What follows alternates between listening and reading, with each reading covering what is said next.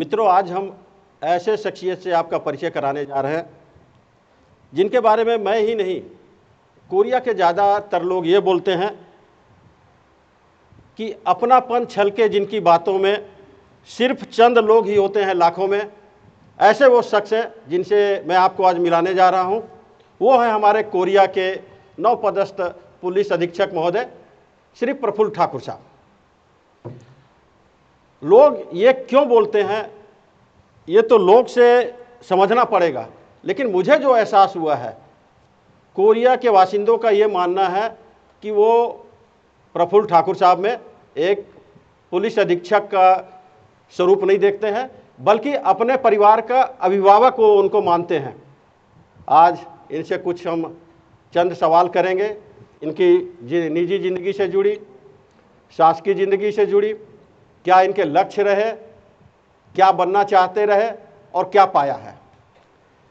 तो चलिए हैं श्री प्रफुल्ल ठाकुर साहब के पास। साधारणतः मित्रों, जो पुलिस अधीक्षक देखे गए हैं, पुलिस कप्तान देखे गए हैं, काफ़ी कड़क, धीर गंभीर, ऐसे शख्सियत वाले देखे गए हैं। लेकिन सर, आप में ऐसा कुछ नज़र नहीं आता। आप हमेशा मुस्कुराते रहते हैं, हंसी बरकरार रखते हैं। ऐसा क्या कारण है सर? जैसा कि मेरा नाम है प्रफुल्ल, और प्रफुल्ल का मतलब होता है खिला हुआ। तो मैंने अपने नाम के मीनिंग को चरितार्थ रखने के लिए अपने कोशिश किया मैंने कि मैं हमेशा एक अपने व्यवहार में या अपने काम में मुस्कान हमेशा बिखेरूं। और अपना जो मेरे घर वालों ने जो मुझे नाम दिया है प्रफुल्ल, उस जो प्रफुल्ल का जो मीनिंग है खिला हुआ, उसको मैं बिल्कुल मूर्त रूप तक ले जाऊं। इन्हीं उद्देश्यों के साथ मैं आगे बढ़ा, और मेरी कोशिश हमेशा रहती है कि मैं जो भी मेरे से मिलने आए, चाहे पीड़ित पक्ष हो, चाहे अनावेदक हो, मेरी पूरी कोशिश रहती है कि उनको मैं पूरा प्रॉपर सुनूं। और मुझे ऐसा लगता है कि अगर हम किसी से भी अगर हम सिर्फ मुस्कुरा के अगर उसका हम हालचाल जान लेते हैं, मुझे लगता है कि वो उसमें एक अपनापन झलकता है। और उनकी एक कोशिश रहती है कि जो बताना चाहता है उससे भी और अलग हट के भी बहुत सारी चीज़ें लोग शेयर करते हैं। तो निश्चित ही कहीं ना कहीं अगर मैं अपनी सफलता पे जाऊं तो उसमें कहीं ना कहीं मेरा जो एक जो नैसर्गिक मुस्कान है वो मैं तो इसी को सबसे अहम मानता हूं। आपके बड़े भाई साहब मध्य प्रदेश के एक वरिष्ठ अधिकारियों में बहुत सम्मान की दृष्टि से देखा जाता रहा। एडीजीपी से पद से वो रिटायर हुए। आपने स्वीकार किया कि उनसे प्रेरणा मिली, लेकिन कहीं ना कहीं आपके पिताजी भी चाहते रहे, वो तो एक राजनीतिज्ञ रहे। आपके दादा 51 से लेकर 56 तक स्वर्गीय रतन सिंह ठाकुर साहब विधायक रहे। आपके पिताजी भी रहे 72 से लेकर 77 तक। उसके बाद आपके परिवार में तो राजनीति एकदम जड़ से ही है। आपके बड़े भाई 3 बार जिला पंचायत अध्यक्ष रह चुके हैं। कई है कि राजनीति का शुमार है, तो आप राजनीति को छोड़ के फिर पुलिस। मैंने वही पहले ही बताया कि बात सही है। अब मैंने बचपन के आपको याद शेयर किया। मैं जब भैया है तो वर्दी में देख के ऐसा लगा कि बिल्कुल हम लोग सब जाके उनसे लिपट गए थे। और उस दिन से ऐसा लगने लगा था कि अपन को भी कुछ बनना है। और बीच में ज़रूर ट्रैक चेंज जैसा लग रहा था, लेकिन भैया का ही प्रोत्साहन था, मार्गदर्शन था कि मैंने पीजी किया। पीजी करने के बाद लॉ किया। उसके बाद मैं पैरेलल पीएससी की तैयारी किया। और मैं इंटरव्यू चारों टाइम दिया, लेकिन मेरा फाइनल सिलेक्शन 96 पीएससी में हुआ और हम लोग 98 में ज्वाइन किए।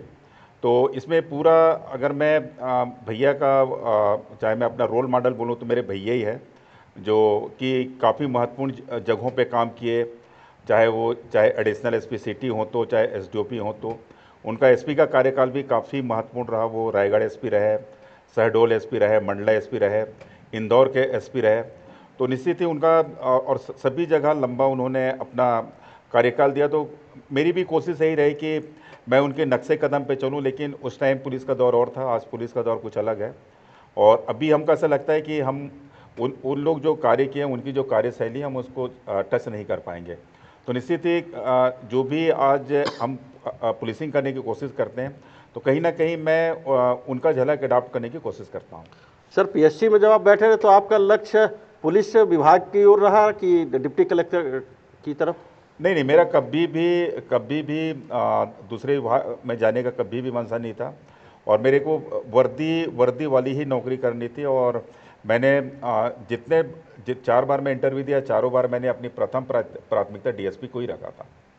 मैं सर राजनीति वाले खेत इसलिए जोतने की कोशिश कर रहा हूं कि आप मूलतः बस्तर से संबंधित हैं, कांकेर आपका गृह जिला है, और जब आप उभार पे रहे, आगे बढ़ रहे थे, उस दौरान जो बस्तर के जो बड़े आदिवासी क्षत्रप सम्मानित माने जाते रहे, वो बढ़ती आयु के चलते कमज़ोर पड़ रहे थे, और बस्तर के क्षेत्र में नहीं, छत्तीसगढ़ में भी युवा चेहरों की काफ़ी तलाश रही। तो उस दौरान मन नहीं भटका आपका राजनीति के लिए? क्योंकि आप अधिकारी हैं, यहाँ पर बहुत दिक्कत है।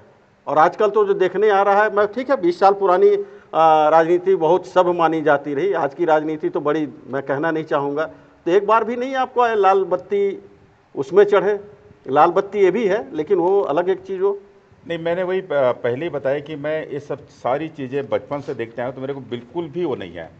मेरा मेरा यही मानना है कि मैं जो भी अभी पुलिस की सेवा कर रहा हूँ, इसी को ही मैं जनसेवा का माध्यम चुना है, और मैं इस डिपार्टमेंट में रह के जनसेवा करना चाहता हूँ जब तक मेरी सर्विस है।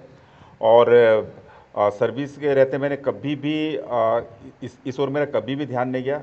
हाँ, ये बात अलग है कि हम जब से मैं सर्विस ज्वाइन किया हूँ, जैसे हम ज्वाइन किए उस टाइम कांग्रेस की गवर्नमेंट थी, फिर भाजपा की गवर्नमेंट आई हुई, फिर कांग्रेस की गवर्नमेंट है, लेकिन मुझे काम करने में कहीं कोई दिक्कत नहीं। और मैंने अपना स्टाइल कभी नहीं बदला, मैंने अपना कार्य करने का तरीका कभी नहीं बदला। जो मेरा स्टाइल है उसी पे मैं काम करते आ रहा हूँ, और आगे भी वैसे ही करते रहूँगा। छत्तीसगढ़ आने के बाद सर पुलिस विभाग में कुछ शब्द आम तौर पे बोले जाते हैं, मलाईदार स्थान, मलाईदार पोस्टिंग, वो तो नहीं मिला। आप माननीय पूर्व मुख्यमंत्री अजीत जोगी जी के आप सुरक्षा अधिकारी बता गए, तो उसे बना दिए गए, तो उसे आप कांटों भरा ताज मानते थे कि चुनौतीपूर्ण कार्य मानते थे? नहीं, हर पोस्टिंग का एक अपना अलग कार्य का तरीका है। जैसे मैं जब मेरी पोस्टिंग हुई छत्तीसगढ़ में ज्वाइन किया, तो मैं अपने वरिष्ठ अधिकारियों से पुलिस मुख्यालय में मिलने गया था। तो मेरे को अच्छे से याद है, उस टाइम आले से यादव साहब आईजी इंटेलिजेंस हुआ करते थे, बाद में डीजी होकर रिटायर हुए थे छत्तीसगढ़ से। तो जब मैं उनको कॉलन करने गया था, तो मेरे को देखते बोले, यार हमारी तलाश पूरी हो गई करके। मैं समझा नहीं। तो एक दिन पहले एक पेपर में एक न्यूज़ आया था, सीएम के सुरक्षा के लिए 6 पेज की डीएसपी की तलाश। और शायद वही लगता है कि मेरा हाइटेड होना भी अधिकारियों को लगा कि हाँ, ये तो मिल गया, अब इसी को लगा दो करके। और निश्चित ही मैं वहाँ पे 1.5 साल काम किया माननीय अजीत प्रमोद कुमार जोगी जी के साथ, और उनके सुरक्षा में मैं रहा। वहाँ भी मुझे काफ़ी कुछ सीखने को मिला कि पुलिसिंग के साथ साथ वहाँ पे जो सुरक्षा का अरेंजमेंट है वो कैसे करना रहता है, चाहे टूर को लेके हो, चाहे हेलीपैड को लेके हो, चाहे कारकेट को लेके हो, चाहे निवास का हो, चाहे सर्किट हाउस का, वो चीज़ हमने बारीकियां से सीखा अपने वरिष्ठ अधिकारियों से। और काफ़ी कुछ, चूँकि वो प्रशासनिक अधिकारी थे, उनको सब चीज़ पता था, तो कई चीज़ वो कार में चर्चा करते करते हमसे भी शेयर करते थे। तो निश्चित ही उनसे हमको बहुत कुछ सीखने को मिला।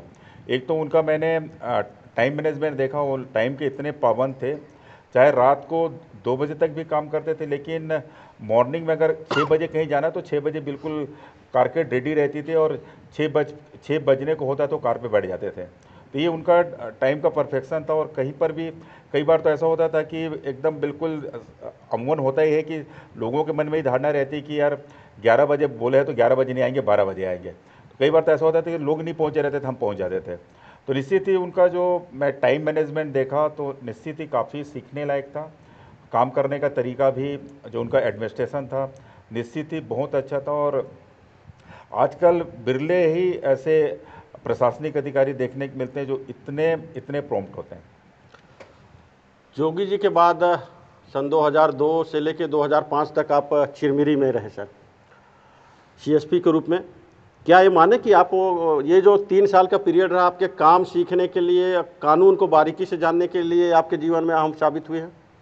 निश्चित ही, चूँकि मैं सीधे में जब मैं प्रोफेशनल था, तो वहाँ पे मैं बेढ़न में काम किया था। बेढ़न भी पूरा कोल माइंस एरिया भी तो सेपरेट जिला हो गया है।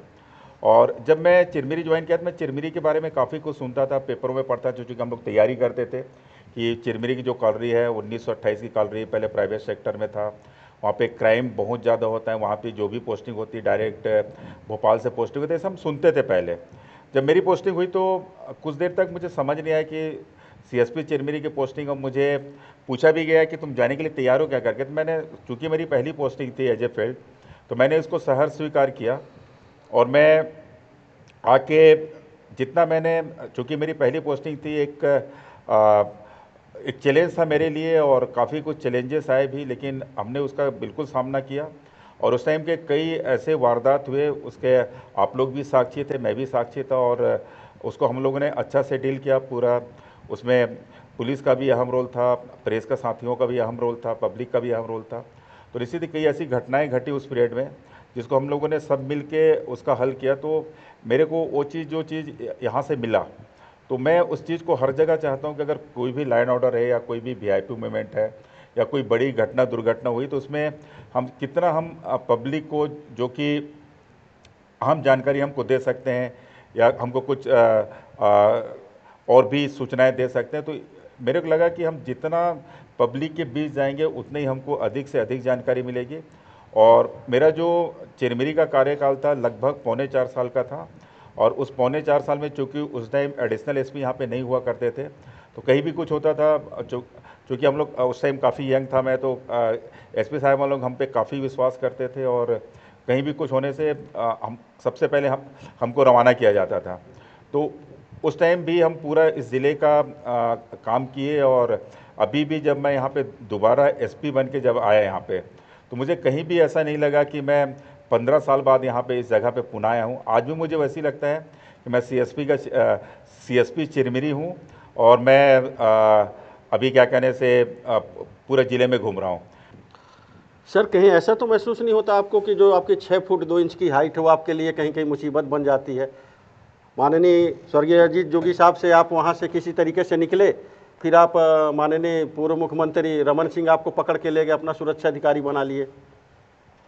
हाँ, मेरे को याद है जब मैं एसडीओपी कोंटा था, एसडीओपी कोंटा के बाद मैं सीएसपी रायपुर के पद पे मेरी पदस्थापना हुई थी। और मैं सीएसपी रायपुर रहते हुए ही एडिशनल एसपी के पद पे प्रमोट हुआ।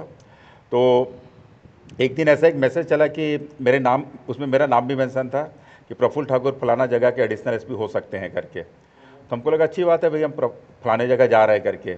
लेकिन अगले दिन सच में आया वो सूची, लेकिन उस सूची में वो जगह नहीं था, और जगह था माननीय मुख्यमंत्री सुरक्षा। तो मेरे को बड़ा सरप्राइजिंग लगा कि मैं पहले भी मुख्यमंत्री सुरक्षा में था। तो चूँकि वरिष्ठ कार्यालय का आदेश था, और हम लोग आदेश के बिल्कुल हमेशा हम तत्पर रहते हैं मानने के लिए। और मैंने सहर्ष उस चुनौती को स्वीकार किया। और मैं तकरीबन 3 साल उनके सुरक्षा में संलग्न रहा। उस टाइम भी काफ़ी सुरक्षा का पैटर्न काफ़ी चेंज हो गया था। पहले चूँकि संख्या बल बहुत कम था, बाद में वहाँ पे एसटीएफ का भी डिप्लॉयमेंट हो गया, फिर सीआरपी भी आ गया, फिर बाद में एनएसजी भी आ गया। तो उनके साथ भी कोऑर्डिनेशन करने का मौका लगा। और जो बाहर की जो एएसएल है, एडवांस सिक्योरिटी लाइजनिंग, उसको भी करने में काफ़ी हमको सुगमता हुई। तो निश्चित ही वहाँ पर भी काम करने का मुझे अच्छा अनुभव रहा। सीएम सुरक्षा में बताते हैं कि वही अधिकारी पहुंच सकता है जिसको सीएम साहब पसंद करें।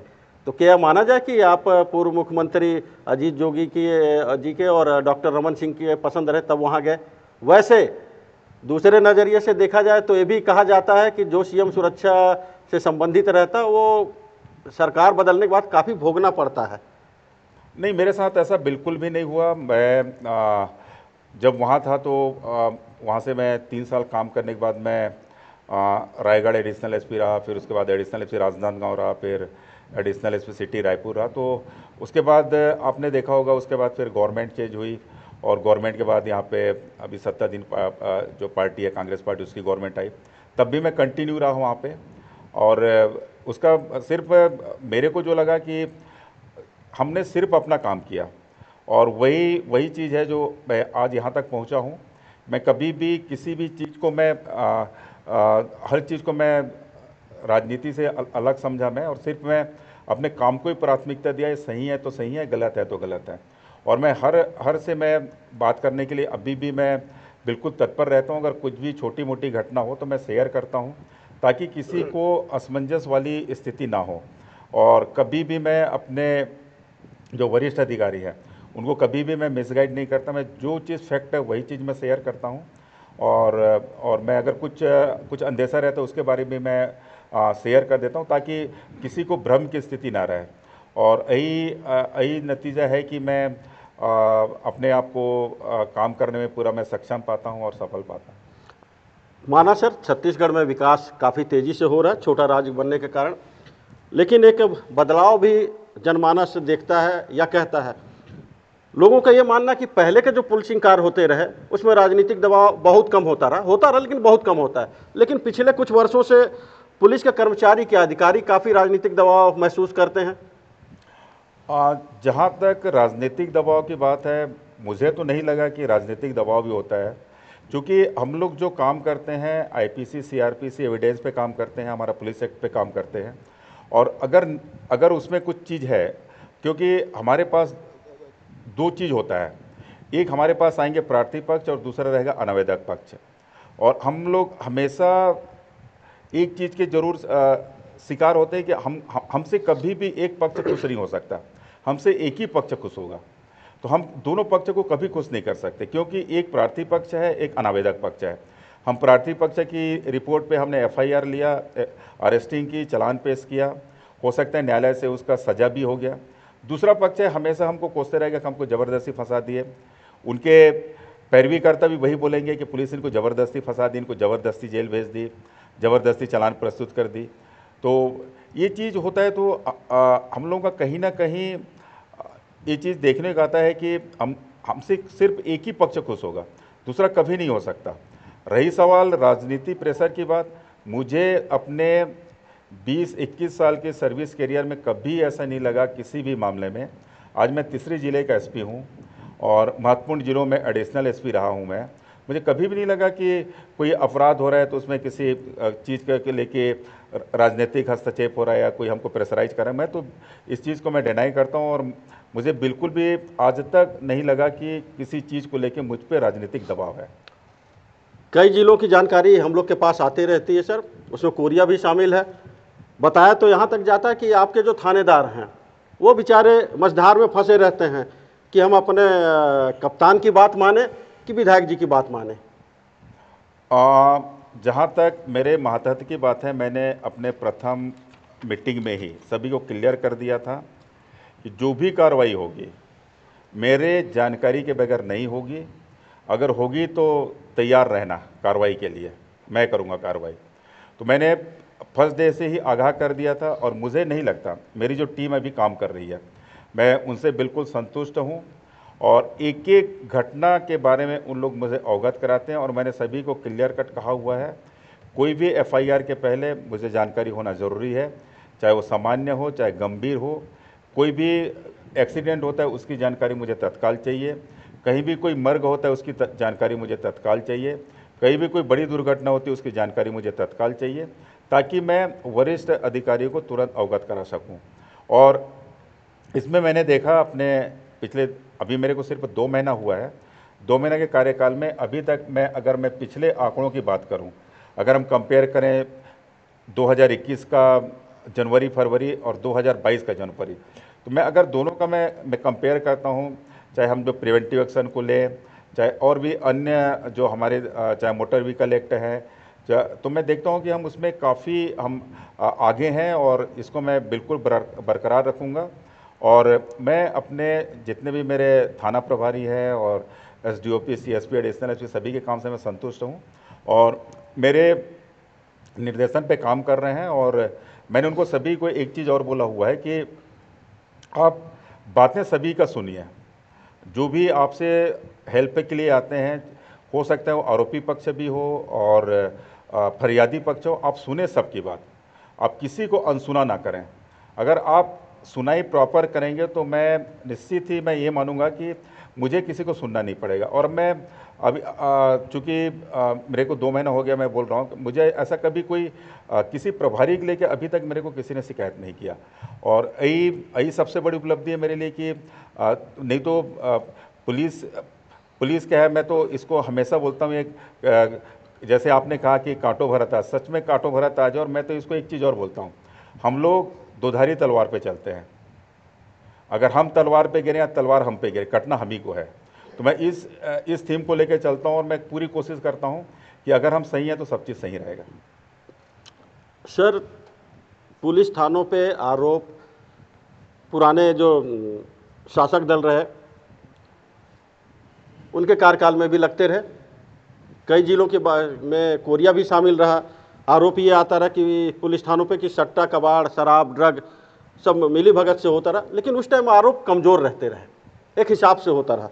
सत्ता परिवर्तन के बाद ये देखने में आ रहा है कि थाना असहाय महसूस कर रहा है, खुलकर कबाड़, सट्टा, शराब, ड्रग का कारोबार चालू हो गया है। आम जनता को ये लग रहा है कि या पुलिस सुस्त है या निष्क्रिय है। क्या आप इससे सहमत हैं या फिर क्या कहेंगे? मैं इससे बिल्कुल भी सहमत नहीं हूँ। मैंने पहले ही कहा कि मेरे सारे आंकड़े बता देंगे कि हमने कितनी कार्रवाइयाँ की है। और मैंने क्लियर कट अपने सभी प्रभारियों को, गेस्टेड ऑफिसर को मैंने क्लियर कट कह दिया है कि मेरी पदस्थापना तक किसी भी प्रकार का कोई भी अवैध गतिविधि ऑर्गेनाइज रूप से संचालित नहीं होगी, मतलब नहीं होगी। मैं आपके सामने भी बोल रहा हूँ। और मैंने क्लियर, और इन लोग कार्रवाई भी कर रहे हैं। अभी भी जो हम लोगों का जो अभियान जो पहले पिछले पुराने वाले एसपी साहब ने चलाया था निजात, अभी भी चल रहा है। अभी भी हम डेली कार्रवाई कर रहे हैं। कल भी हम लोगों ने बैकुंठपुर में नशीली गोलियों का एक रैकेट पकड़ा, और गांजा पे भी कई कार्रवाइयाँ हो रही है। जहाँ तक सट्टा की बात है, हमको कहीं भी छूट-फूट खबर मिलती है तो हम उस पर भी कार्रवाई कर रहे हैं। लेकिन संलिप्तता वाली बात है, बिल्कुल गलत है। और किसी भी तरीक़ा से मेरे कोई भी अधिकारी, कोई भी कर्मचारी इसमें संलिप्त नहीं है। पदस्थापना के बाद कुछ दिन आप शांत देखे गए और अचानक आपने 165 अधिकारियों कर्मचारी की लंबी लिस्ट निकाल दी कोरिया में, इधर से उधर। वो क्या ये सुधार की दृष्टि से एक महत्वपूर्ण कदम माना जाए कोरिया में? नहीं, ये इसको आप सुधार की दृष्टि से ना देखें, एक सामान्य प्रक्रिया है। मैंने देखा कि कई सालों से एक ही जगह पे कई कर्मचारी तैनात हैं, तो इससे कहीं ना कहीं प्रशासनिक उसमें थोड़ा सा मुझे कमी महसूस हुई। तो मैंने पूरा उनकी लिस्टिंग करवाया और मैंने देखा कि कई लोग 2.5 साल से ऊपर, जबकि नियमतः होना ये चाहिए कि किसी को भी एक जगह पे 2.5 साल से ज़्यादा नहीं रहना चाहिए। पिछले कुछ वर्षों से सर कोरिया जिले की जो माइंस हैं, ACCL की संचालित माइंस हैं, बिजली घर हैं, वाटर सप्लाई केंद्र हैं, सुरक्षित नहीं बताए जा रहे थे सर। आए दिन हथियारों से गैंग पूरे लैस होकर जो अटैक करते हैं। कर्मचारी भी सुरक्षित नहीं है, चोटिल भी होते हैं। कर्मचारियों का ये कहना है कि हम थाने जाते हैं तो वहाँ सुनवाई नहीं होती, जनप्रतिनिधियों के पास जाते हैं रोते तो वो भी नहीं सुनते हैं। क्या इसमें सुधार होगा? अभी मैं सुधार की प्रक्रिया बता रहा हूँ। मैंने 2 अभी FIR करवाया है, एक चिरमिरी में और एक झगड़ा खान में। आप लोगों को जान के ताज्जुब होगा कि अगर कोई गैंग बना के कहीं पे जाके वारदात, मैंने पहले ही आगाह किया था, मैं अगर आप गैंग में जाओगे 5-6 की संख्या से अधिक जाओगे तो मैं डकैती कायम करूँगा, और मैंने उस पर अपने आप को कायम रखा। मैंने चिरमिरी में इन्हीं लोगों के खिलाफ डकैती कायम करवाया ताकि और जो करने वाले हैं इससे भय खाएं। मैं इसको बिल्कुल भी पुलिस की तरफ से इसको प्रश्रय नहीं दूंगा। क्या सर मान सम्मान को प्राथमिकता देने वाले ठाकुर साहब, प्रफुल्ल ठाकुर साहब को राजनीतिक दबाव में काम करना पसंद है? बिल्कुल नहीं। मैंने पहले ही कहा, मैं कभी भी मैं किसी के दबाव में काम नहीं किया। मैं जो भी काम से किया और जांच परख के किया। ऐसा नहीं कि कोई मुझे कुछ बोला तो और मैं तुरंत कर दिया, ऐसा कभी नहीं। मैं कभी भी मैं किसी भी प्रकार के प्रैक्टिस पे काम बिल्कुल नहीं करता, ना करूँगा। सर ये आपके साथ एक ऐसा विचित्र एक संजोग रहता है, करोड़ों करोड़ों का जब आप गांजा पकड़ते हैं तो महासमुंद्र से आप धमतरी फेंक दिए जाते हैं, जब करोड़ों की वहाँ ज्वेलरी पकड़ते हैं तो आप उठा के कोरिया फेंक दिए जाते हैं। क्या कहा जाए, संजोग कहा जाए कि आपको इनाम दिया जा रहा है इस प्रकार? ये कैसा इनाम है? ये सबसे अहम बात यह है कि मैं आज स्टेट कैडर का होकर मैं तीसरे जिले का SP हूँ, तो कहीं ना कहीं मैं काम कर रहा हूँ करके SP हूँ। अदरवाइज़ मैं, हो सकता है मैं किसी बटालियन में रहता या पुलिस मुख्यालय में रहता। अगर आज मैं डिस्ट्रिक्ट में फील्ड पे काम कर रहा हूँ तो सिर्फ और सिर्फ मेरे जो अपने मातहत कर्मचारी हैं, चाहे थाना प्रभारी एसडीओपी हैं, उनको जो मैं साथ लेके टीम वर्क के ग्रुप में काम करता हूँ, वही चीज़ मुझे लगता है कि उसके चलते मैं सक्सेस हूँ। चाहे महासमुंद में भी चाहे मैं वहाँ पे लगभग 1.5 साल रहा, वहाँ पे अभी मैंने जो काम किया निश्चित ही मेरे लिए वो बहुत, क्योंकि मेरा पहला चार्ज था तो मुझे अच्छा लगा, मैं अपने काम से सेटिस्फाई हूँ। कुछ कुछ व्यवस्थाएं रहती है कि हम लोगों को भी समय बेसमय स्थानांतरित होना पड़ता है, उसको भी मैं एक सामान्य प्रक्रिया मानता हूँ। और मैं तो इतना जानता हूँ कि अगर मैं आज कोरिया ज़िले का एसपी हूँ तो उसके पीछे भी रीज़न कहीं ना कहीं मेरा काम है और मेरा काम करने का तरीका है और सबको साथ लेने का तरीका है। इसी के चलते मैं इस ज़िले का एसपी हूँ। और अगर आप लोगों की अगर शुभकामना रहेगी तो हो सकता है अगली बार मैं किसी बड़े ज़िले का एसपी रहूँ। निश्चित रूप से सर, शुभकामना तो हम चाहते हैं कि आप रायपुर के मुखिया बने, जिससे आपके कोरिया वालों की भी पहुंच वहां तक हो। क्योंकि कोरिया का जो वासिंदा है, जो आपको जानता है, आप जहां भी रहें वो वहां तक अपना दुख जरूर बताने पहुंचता है या किसी माध्यम से खबर भिजवाता है। तो हम सब कोरिया वासियों की शुभकामना तो रहेगी। लेकिन सर, हकीकत एक और भी सामने देखने को मिलती है। जनमानस की ये भावना है कि वर्तमान परिस्थितियों में जो वरिष्ठ अधिकारी हैं, राजनीतिक दबाव के चलते काम करना उनके लिए बड़ा दूभर हो जा रहा है। जब तक वो सेटअप बैठाते हैं, जब तक उनका ट्रांसफ़र हो जाता है, बात करें चाहे कोरिया की, चाहे कोई चीज़ किसी भी ज़िले की। नहीं, मैंने पहले ही कहा कि हम जो भी काम करते हैं पूरा सिस्टम पे काम करते हैं और बस पर्सन इधर से उधर होते हैं। हम सिस्टम के एक अंग हैं और अगर सिस्टम सब सही है तो कोई बहुत ज़्यादा मायने नहीं रखता। कुछ दिन जरूर लगता है कि हाँ यार, ये आया था, ये चला गया, वो आया तो चला गया। सर, जो आपसे मिलते हैं तो एक कड़े अधिकारी के रूप में आपको मानते हैं, लेकिन उनका ये कहना है कि इस भारी भरकम शरीर में एक इंसानियत भरा दिल, संवेदनशील वाला एक ठो दिल भी धड़कता है। जैसे अभी कुछ किसी ने मुझे बताया कि जनकपुर से एक बुजुर्ग आए, कुछ शिकायत लेके आपने उनको बैठाया, उनकी शिकायतों का निदान तुरंत करने की कोशिश की, और जब आपको ये पता चला कि काफ़ी मुसीबतों से आए तो आपने उनको कुछ मदद भी किया। एक मानवीय संवेदना वाली बात है। अगर मान लो आपके पास कोई व्यक्ति उतना दूर से चल के आया है, वो मुझे अच्छा से याद है, उस व्यक्ति, उस शख्स का नाम केमला करके था, नोडिया करके गांव है, जनकपुर थाने में, वहाँ का रहने वाला वो।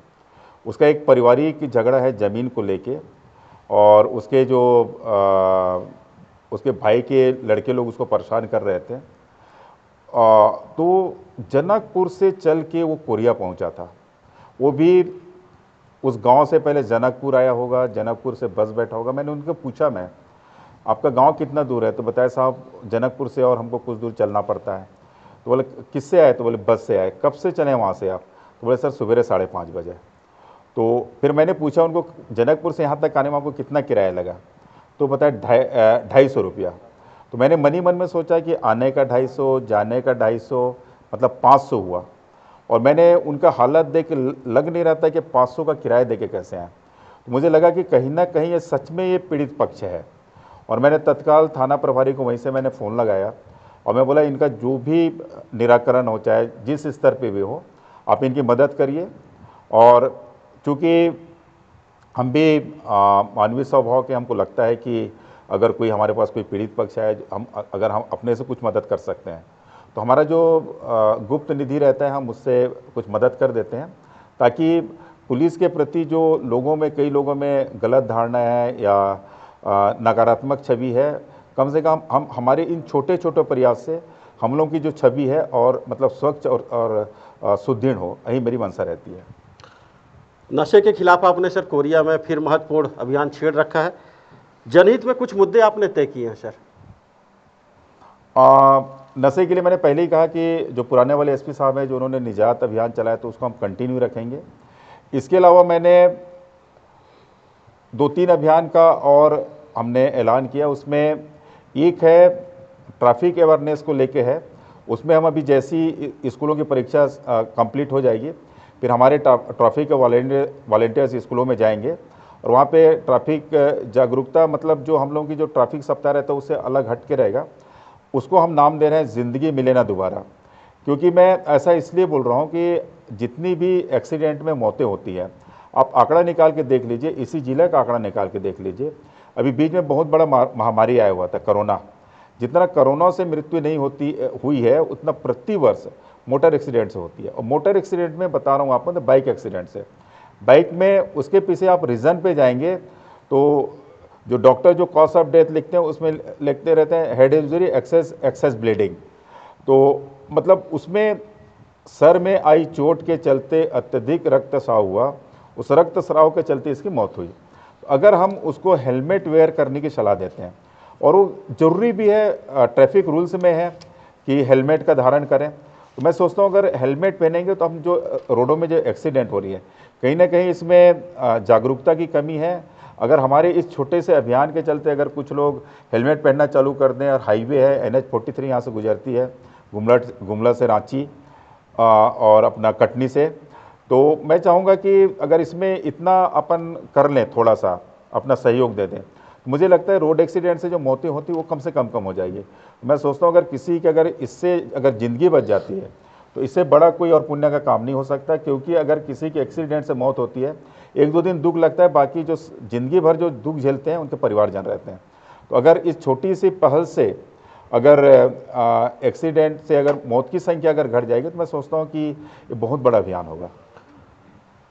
युवा पीढ़ी को आपने बचाने का संकल्प लिया सर। खेल खेल में युवा पीढ़ी को नई दिशा देने का प्रयास कर रहे हैं। मैं बात कर रहा हूं कि जो युवा पीढ़ी ड्रग की ओर बढ़ने की कोशिश कर रही है या फिर उनको फंसाने की कोशिश कर रहे हैं, उनको आप देश का मजबूत भविष्य बनाने के लिए खेल से जोड़ने का अभियान चालू कर रहे हैं, और खेल से क्या उनका भविष्य सुधर पाएगा?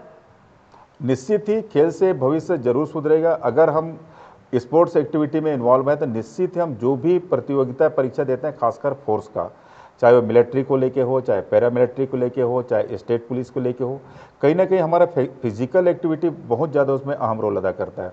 तो मैं सोचता हूँ कि अगर आज के नौ पीढ़ी या नौजवान लोग अगर स्पोर्ट्स को अपना माध्यम माने और पढ़ाई में भी अपना विशेष ध्यान दें, सकारात्मक सोच के साथ आगे बढ़ने की कोशिश करें, तो निश्चित ही सफलता मिली। आज के डेट में काफ़ी लोग बहुत ऊंचे ऊंचे पदों पे जा चुके हैं इस एरिया के। मैं चाहूँगा कि आगे की भी जो यहाँ के जो नौ पीढ़ी है वो बिल्कुल नशा से दूर रह के अगर इन सब चीज़ों को में काम करें और बाकायदा स्टेडियम जाएं, वहाँ पे खेलें। उससे सिर्फ एक तो कॉन्फिडेंस डेवलप होगा, दूसरा उनका शरीर भी अच्छा रहेगा, स्वस्थ रहेगा, और वो निश्चित ही जो फोर्स से रिलेटेड जो भी कंपटीशन है उसमें अपना परफॉर्म कर सकते हैं और सफलता भी हासिल कर सकते हैं। तो मेरी यही कोशिश रहेगी कि यहाँ के जो भी आपके माध्यम से यहाँ के जो युवा पीढ़ी है वो अधिक से अधिक खेल पे रुचि रखें, साथ साथ पढ़ाई पे भी ध्यान दें, ताकि वो कल के डेट में एक चाहे सीमा की रक्षा की बात हो, चाहे राज्य की रक्षा की बात हो, उसमें अपनी अहम रोल अदा कर सके। सर, देश सेवा का जज्बा लिए युवा जो मंडली है सर, काफ़ी कोशिश कर रही है पुलिस में जाने की या सेना में जाने की, लेकिन वो कहीं ना कहीं पिछड़ जाते हैं। आप कुछ ऐसी नसीहत बताइए कि वो सफलता के द्वार तक पहुंच सकें। आखिर उनसे चूक कहाँ पे हो रही और उन्हें किन किन चीज़ों से बचना चाहिए? मैंने पहले ही कहा कि सबसे प्रति हमको जिस भी फील्ड में जाना है, हमको पहले अपना लक्ष्य निर्धारित कर लेना चाहिए कि हमको इस फील्ड में जाना है, और हमको लक्ष्य निर्धारित करके हमको फिर ईमानदारी से उस लक्ष्य को प्राप्त करने का प्रयास करना चाहिए। अगर सेना को चुना है तो हमको पता होना चाहिए कि सेना का जो फिजिकल है, फिर उसका जो एग्जामिनेशन है वो कैसा होता है। हमको जो भी उसमें हमको कराया जाता है हम उसकी पहले से तैयारी कर लें। हम सोचते हैं हम एक ही दिन में जाके सब चीज़ कर लेंगे, वो संभव नहीं है। आपको किसी भी चीज़ को पाने के लिए आपको मेहनत करना पड़ेगा, और मेहनत का कोई शॉर्टकट नहीं है। और आपको अगर आप शॉर्टकट रास्ते से जाएंगे तो आप फिसल सकते हैं, तो आपको मेहनत करना पड़ेगा, और मेहनत के दम पे ही आप आगे आ सकते हैं। तो मेरा तो बार बार यही कहना है कि अगर हम सकारात्मक सोच के साथ ईमानदारी से प्रयास करें, मेहनत करें, तो हम जो भी लक्ष्य पाना चाहते हैं हम जरूर पाएंगे। आप मात्र जनहित के प्रति काफ़ी गंभीर नहीं हैं, बल्कि जो जानकारी हम लोग को है, आप अपने पुलिस परिवार के प्रति भी काफ़ी गंभीर हैं। उनकी जो एक आवास समस्या, एक बड़ी समस्या कोरिया ज़िले में, उसको लेकर पूरा आप कोशिश कर रहे हैं कि जो आधे अधूरे मकान उनको जल्दी से जल्दी किया जाए। तो क्या उम्मीद करे आपसे पुलिस परिवार? मैंने आते ही मैं जब लाइन का मैं विज़िट किया था तो मैं देखा कि वहाँ पे जो अपनी जो पुलिस हाउसिंग का लगभग 8-10 टावर बन रहे हैं वो अधूरे हैं। तो मैंने लाइन से आते ही हमारे जो अभी पुलिस हाउसिंग बोर्ड के जो डायरेक्टर हैं उनसे मैं तुरंत टेलीफोनिक चर्चा किया, तो उन्होंने मुझे अवगत कराया है कि जल्द ही इसका रीटेंडर होगा और रीटेंडर होने के बाद इसका जल्द ही जो निर्माण है कंप्लीट करा लिया जाएगा। और जो हमारे अभी जवान हैं जो शासकीय आवास से वंचित हैं उनको जल्द ही, मेरी कोशिश रहेगी कि मेरे रहते रहते उनको आवास आवंटित हो जाए, ताकि एक अच्छा संदेश भी जाएगा। और कुछ मैंने देखा वहाँ पे लाइन में काफ़ी पुराने स्ट्रक्चर थे ब्रिटिश कालीन, जो कि गिर रहे थे, ढह रहे थे और कभी भी खतरा बन सकते, उनको मैंने अभी बिल्कुल उसको लेबलिंग कराने का काम चालू कराया, ताकि एक सौंदर्यीकरण की दिशा में भी एक काम हो जाए। थाने के सामने जितने भी वहाँ पे इंक्रोचमेंट था उसको भी मैंने क्लीन करवाया है, ताकि थाने का जो मूल स्वरूप है वो दिखे, लाइन का मूल स्वरूप दिखे। तो छोटी छोटी प्रयास हमारे द्वारा की जा रही है और आगे भी और बेहतर इस ज़िले के लिए हमको जो भी करना होगा हम करेंगे। कोरिया वालों के लिए कुछ ऐसा आत्मी भरा संदेश जिससे उनका जीवन स्वर्ग बन सके, उनकी परेशानियां कम हो सके? मैं आपके माध्यम से एक ही संदेश देना चाहूँगा कि आप बिल्कुल एक निर्भीक नागरिक का परिचय दें, और आपको ऐसा कभी भी ऐसा लगता है कि हमारी ज़रूरत है या पुलिस की ज़रूरत है, आप हमारे जितने भी मोबाइल नंबर हैं या हमारे लैंडलाइन नंबर हैं, आप उसमें हमसे बिल्कुल संपर्क कर सकते हैं। आसपास जो भी घटना आपको दिख रही है या घट रही है उसके बारे में आप हमको सीधा अवगत करा सकते हैं। तो मैं चाहूँगा कि अगर हम छोटी छोटी हम चीज़ों को जो नज़रअंदाज करते हैं, अगर हम नज़रअंदाज ना करके अगर उस चीज़ को हम शेयर करते हैं, तो निश्चित ही अगर हम आप लोग शेयर करेंगे तो हमारी तक जानकारी आएगी, हम तुरंत उस पर एक्शन लेंगे। तो कहीं ना कहीं जो छुटपुट अपराध जो घटित होती है, हो सकता है हमारे मोहल्ले में हो या हमारे गांव में हो या हमारे शहर में हो, कई चीज़ को हम लोग इग्नोर कर जाते हैं। तो ऐसे कोई भी छुटपुट जो आपकी नज़र में कोई ऐसी घटना दिखती है तो आप उसको बिल्कुल भी छुपाए मत, शेयर करें। तो मैं चाहूँगा कि हम बिल्कुल एक बेहतर कोरिया जिला निर्माण की ओर अग्रसर रहेंगे और आप लोगों का सहयोग इसमें हमेशा अपेक्षित रहेगा। और पुनः एक बार आप लोगों का बहुत बहुत धन्यवाद। क्यों ना थोड़ा सा कुछ अलग बने, खुश रहने की सलाह न देकर खुश रहने की वजह बने। ये थे माननीय प्रफुल्ल ठाकुर साहब। फिर मिलते हैं हम अगले और किसी महत्वपूर्ण शख्सियत के साथ।